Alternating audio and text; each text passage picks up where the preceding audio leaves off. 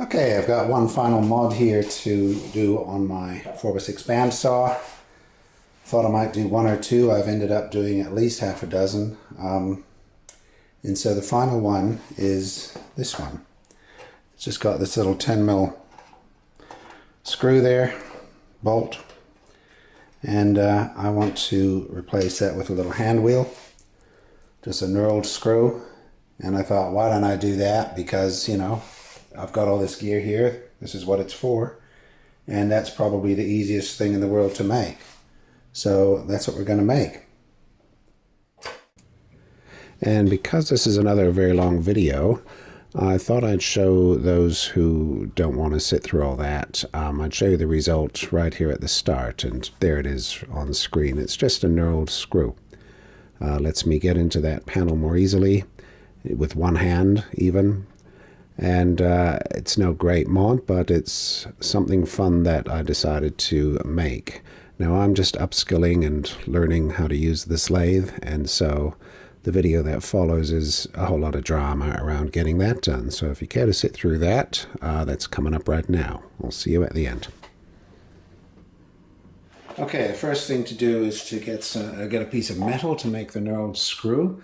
This is the offcut from the other day, where I made the nut that goes on the other side of that. It's not really long enough. I'm going to try using this up first. This is one of those bits I got. Someone cut a keyway in there, someone parted it off, someone put a thread on that end and cut a hole through there. So this has already been used. The only question is if they hardened it afterwards. No idea. I noticed there's some clamp mark sort of things in there.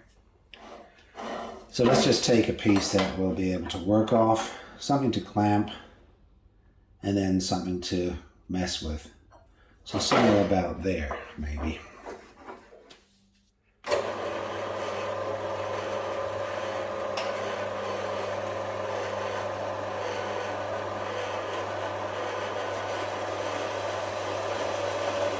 It feels soft, this does. It hasn't got a hardened feel to it.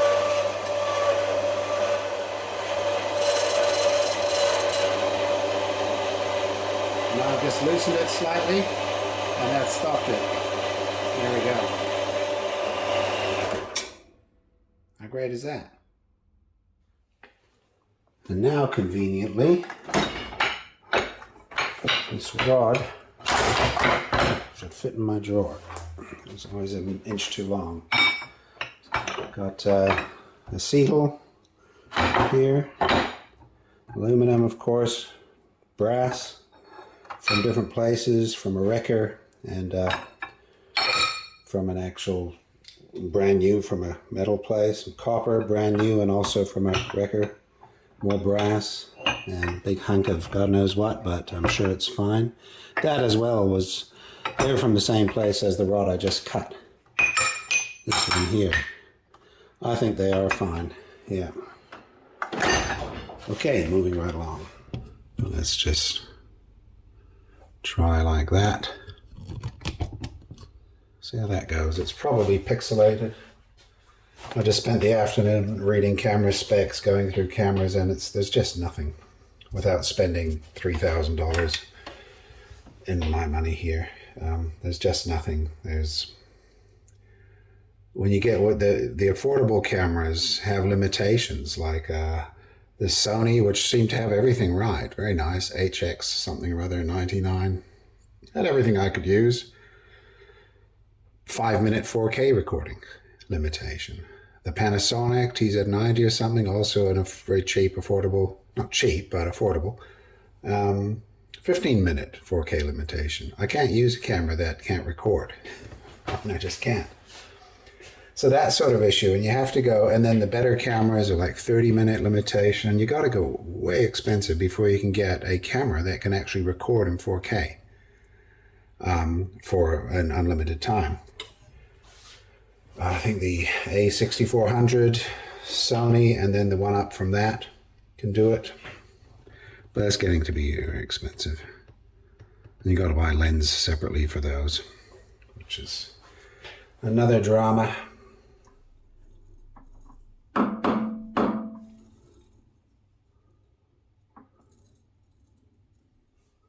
God, it's impossible to tap it into.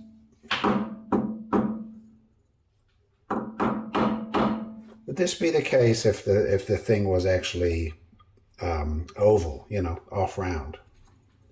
Is that what's going on? It's just not round at all. Let's leave it there. That's good enough. I don't know if you need to do all three in a 3-jaw chuck, but we are. I guess this end is going to be the screw end, the threaded end, and then that end will be the knurled end. So we're going to be cutting this down quite a bit. 1. I would expect it to be that, which it is. That's the 1 millimeter pitch. And M6, no doubt. You see, I have a choice whether I put it all the way up against the rear of the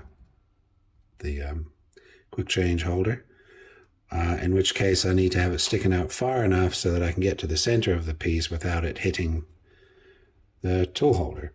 Or I can actually stick it over here so it's sort of sticking out, even on an angle like that, and then I can go quite far in, like that, to avoid, you know, keep it rigid, and not have to worry about the holder. So I have those two options.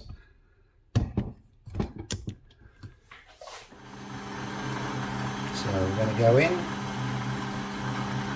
2/100ths. This steel is the same as the other one. It's just cuts like butter. And the tool is perfectly centered, just like before. You know, the height. It's 20/100ths. That's 0.2 of a millimeter.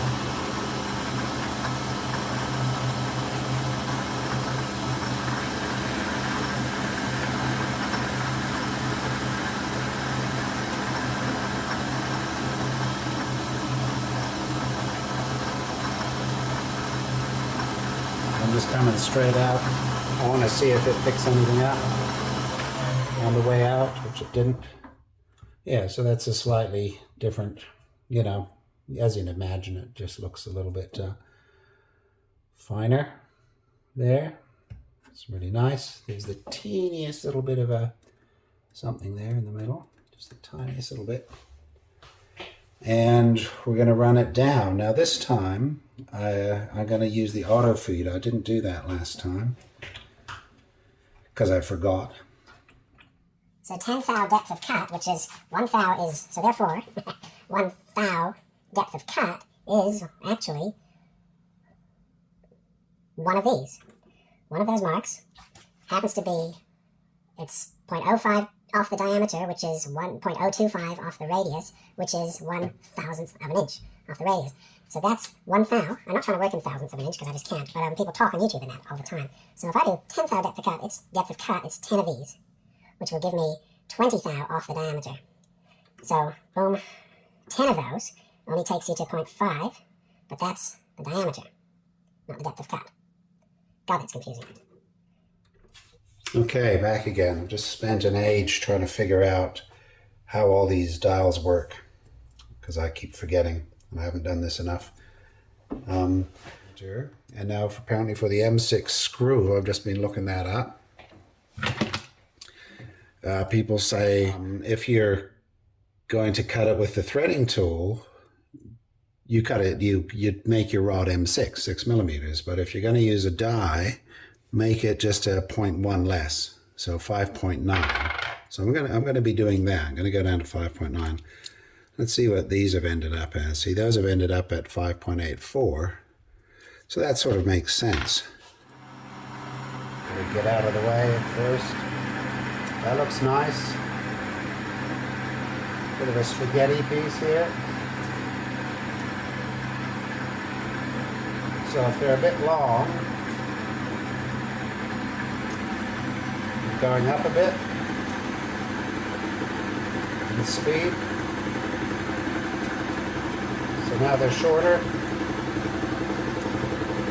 Oh, and they're very hot. Ouch. And then I get ready to turn this off. Oh, they're hot. Ouch. Jeez. Take that back to 0. Back it out. Some long bits coming out. Whoa. Damn. Look at that. Here's a big piece.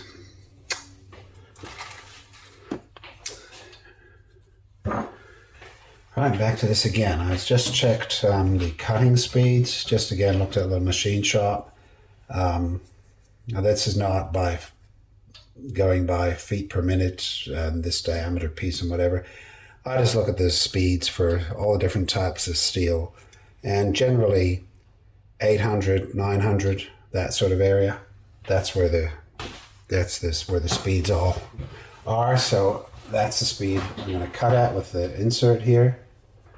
The insert looks fine. So I'm going to do another cut on this piece, and we'll see what happens. A little bit of lube, not too much because it's just going all over the place.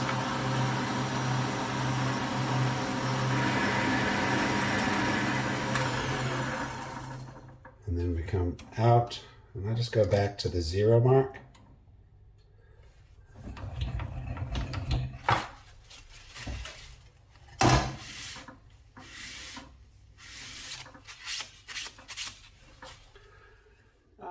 That's how it looks. Doesn't look amazing, but it looks fine.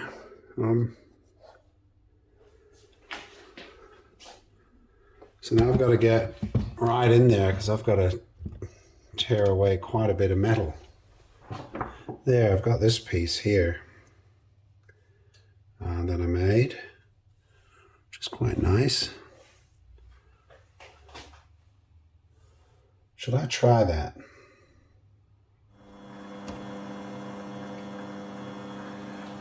There goes nothing.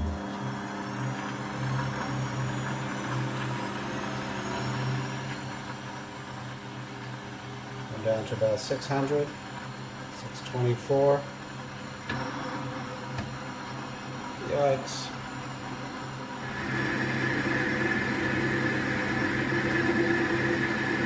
It's also hot.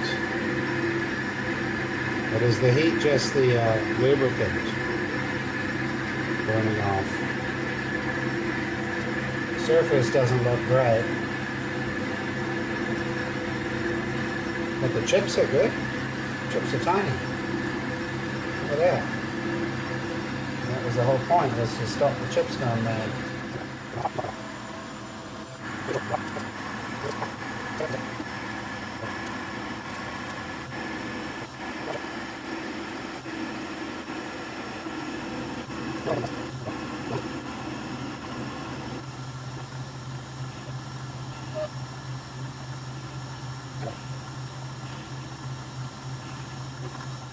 Oh, this should be 5.9, right? Okay, 5.5 plus 40 is 9. 5.9.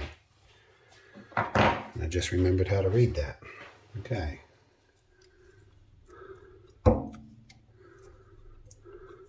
Like that. Then we'll do the 2 side ones.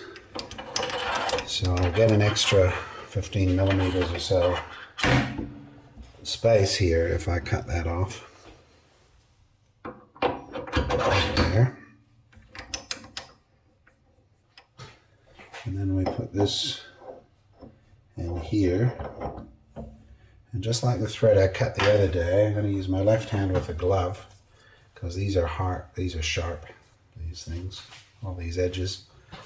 I'm going to wind it on like that. It should be quite straightforward. There it is, cutting already. Yep. There we go. Let's cut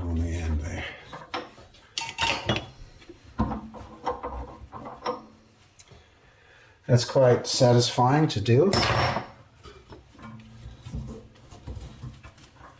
So now the deal with that is that the thread doesn't go all the way to the end, right?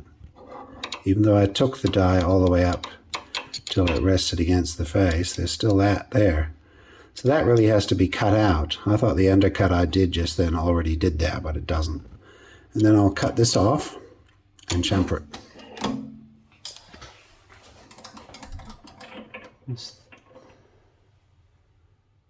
I can fix that by using the back of the thread. Okay, I thought I looked at that and chosen the flattest side, but I didn't. I chose the side that I thought would start more easily. That's what I did. But the back side is flatter than the front. The front has that, it's got a slope, a taper. Right, there we go, that's flush.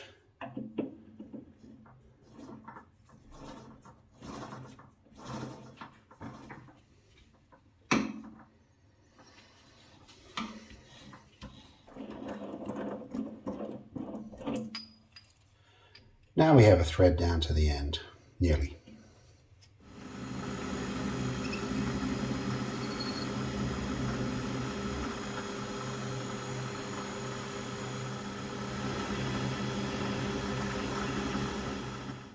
Now I'd expect it to stick on this first little bit. I don't know. Straight on. Nice.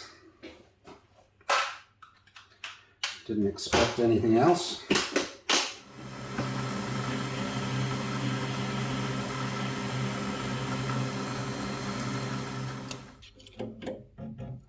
So 11.1. That seems a good size. Knurling. Well, I've got this knurly tool, which is, I used it once just to test. And then I went to see this guy and I asked him about it. The guy bought it off and he said, okay, you only do it once. You don't go back over it. And because you get the chips from the knurl end up being stuck inside it and wreck it all. But also pointed out that you need to do it once. And it makes perfect sense to me. This is the point.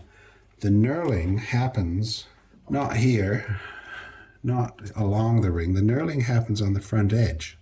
If you just put this around the part and squeeze it in, then it has to try and knurl all the way along this whole edge, top and bottom. And that, as one can imagine, requires an insane amount of pressure to make that happen. So what you do is you start the knurl on the outside here, just a millimeter in or so, and that way only the first edge is doing the knurl. And then you run it along very slowly, and as it moves along, the front edge does the knurl, makes the groove. And that's, of course, only a tiny little bit, right? Just whatever that, as you move along, that front makes the knurl, and the rear just rides in the slot that the front made. That's how you do it, and you just do it once, ideally.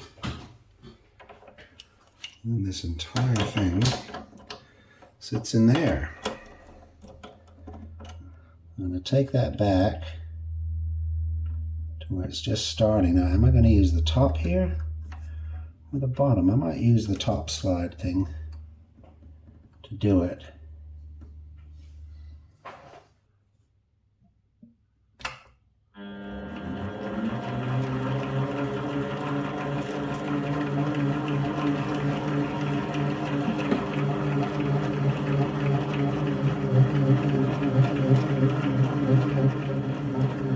Which I won't. I'll give it a bit of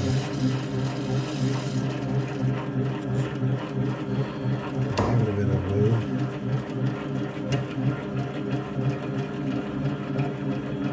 I can't see it, of course.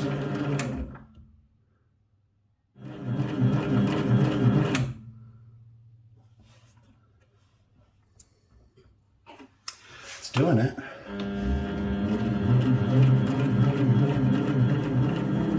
There we go, the whole wheel's on it.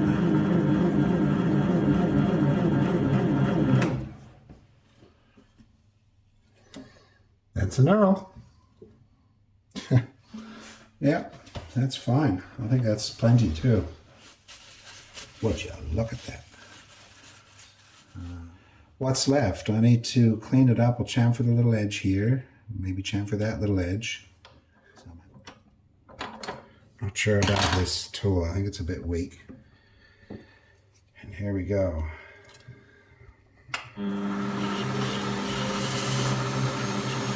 It's hard to get it started, get the cut started.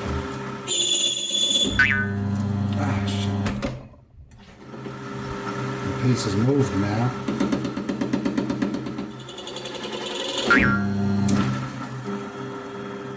It's moving. The piece has moved. God. Can't do it. Can't bloody do it. Bugger. And it's crooked now, so I have to do something else. Let me get. So I've just gone and had dinner, come back down and had a look at this. And I've just taken the piece off here. I don't know if that's going to focus. But the tip is broken off.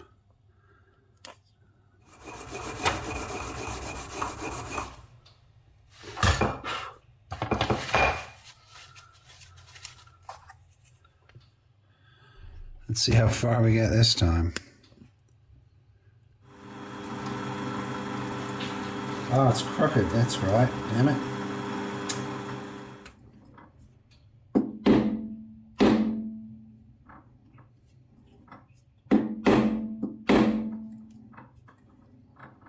Oh, there we go. That's 100th, 100th. We'll use it there. It's not riding.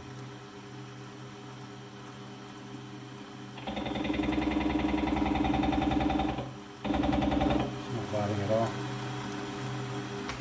Okay, that's not working. This blade cannot cut the this steel. Now, how did I get it off in the first place? I used the hacksaw, the new I used the bandsaw, the tool that I'm doing this for, of course. But I should be able to part a piece of steel. So now I'm going to have to try this big bit here. Different kettle of fish altogether.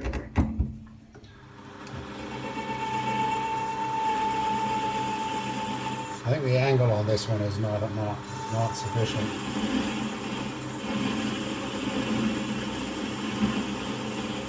The handle's that easy enough, of course. Just about in the middle. Right, this is that bit.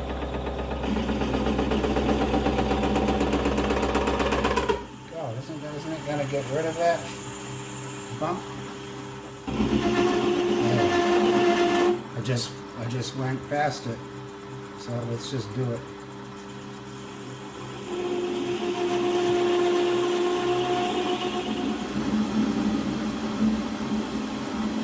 Hear it wind down. Look at that, just the tiniest little thingy there.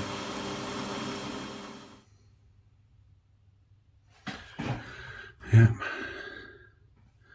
So that left next to nothing. Oops. It left next to nothing on the tip there. Little tiny thing.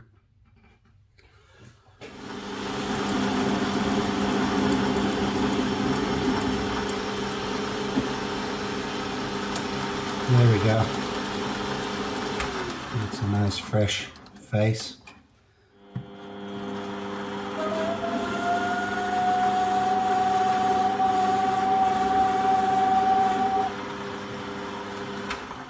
Give it a bigger chamfer on top now. Like that, that's very nice. I like it. Done. Bloody done. Messed up those edges. Get our little rag.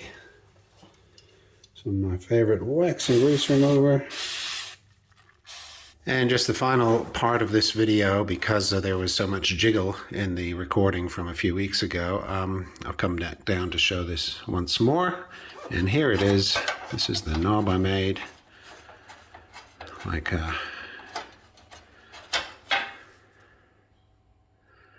that was fun to do. Took forever, like many times longer than the video here on YouTube is. And but it's all a learning experience because this is all new to me, and I'm sort of making it up as I go along. So that was fun to make, and very happy with that one. Okay, that's a thumbs up right there.